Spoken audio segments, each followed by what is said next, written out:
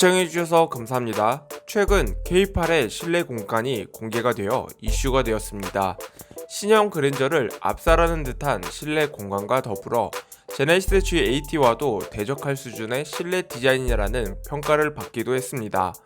물론 최근까지 디자인의 흐름을 살펴보면 현대차보다는 기아 쪽이 최신 트렌드에 맞게 소비자가 어떤 것을 선호하는지 잘 알고 있다고 생각이 되는데요. 그 밖에도 한층 발전된 기술력을 통해 이제는 계기판과 인포테인먼트 시스템을 일체화시킨 파노라믹 커브드 디스플레이는 이번 K8의 매력 포인트가 되지 않을까 생각이 되는데요. 그 외로도 전자식 변속 다이얼이 손에 닿기 쉽도록 경사로를 적용한 인체공학적인 디자인은 운전자를 위한 작은 배려가 아닐까 생각이 됩니다. 하지만 이렇게 멋진 K8의 디자인이지만 정반대로 이게 정말 K8이 맞느냐 할 정도로 상반되는 모습을 볼 수 있겠는데요. 이번 영상은 신형 K8의 극과 극의 두 얼굴에 대해서 알아봤습니다. 영상을 시청하시기 전에 구독과 좋아요 그리고 알람 설정까지 꼭 눌러주시면 감사하겠습니다.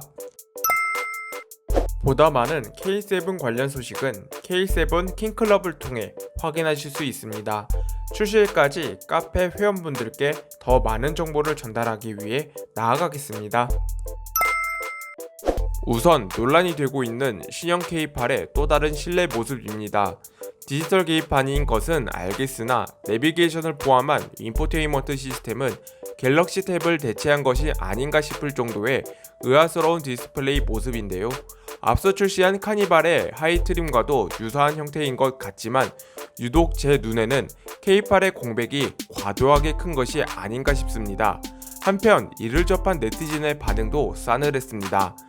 물론 차량의 기본 가격이 상승하더라도 기아에서 첫 번째 포인트로 설정한 파노라믹 커브드 디스플레이를 모든 트림에 적용시켜줬으면 어땠을까 하는 작은 아쉬움이 남겠는데요. 그 밖에도 상위 트림과 하위 트림 간의 분명한 차이점은 더 남아 있었습니다.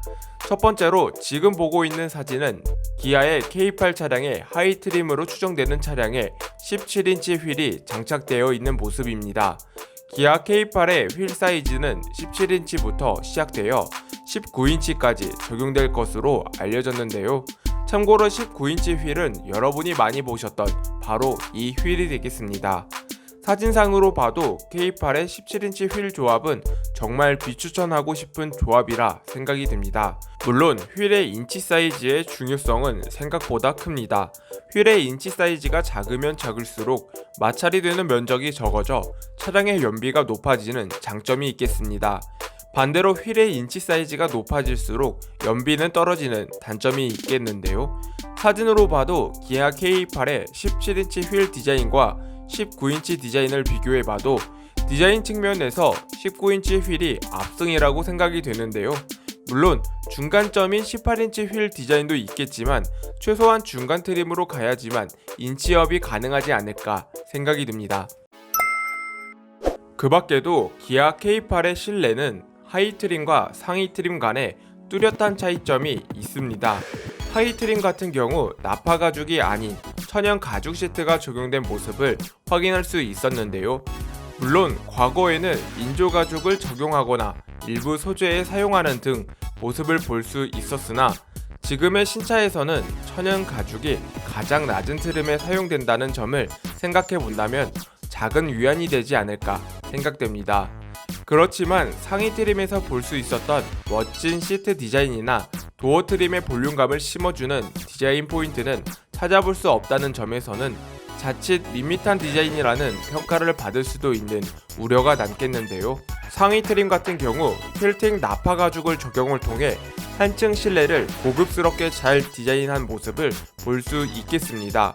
무엇보다도 시트와 도어 트림에 적용된 볼륨감과 스티치는 이번 기아 K8의 핵심 포인트가 되지 않을까 생각됩니다. 그 밖에도 실내 내장재 선택 및 내부 컬러 선택 등 상위 트림에는 다양한 선택이 가능할 것으로 전망되는 가운데 하위 트림에는 선택폭이 상대적으로 적을 것이라는 아쉬움이 남겠습니다. 게다가 하위 트림과 상위 트림 간의 차이는 뒷자리 공간에서도 확연한 차이가 있습니다. 기아 K8의 하이 트림은 뒷좌석 암레스트 부분이 음료를 내려놓을 수 있는 공간만 위치해 있는 걸 볼 수 있겠습니다.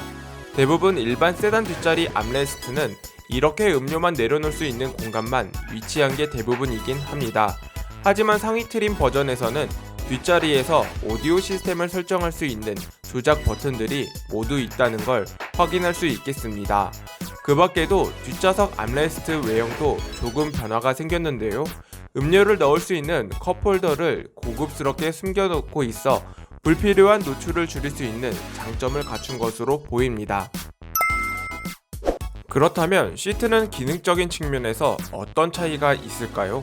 그동안 스파이샷을 통해 보조석 시트에 새로운 편의 기능이 적용되었음을 확인할 수 있었습니다. 기본적으로 보조석 시트의 위치 변경이 가능한 버튼 2개 외에도 기아 K8에는 무중력 릴렉션 시트가 적용된다는 건 많은 분들이 아시는 사실이라 생각이 되는데요.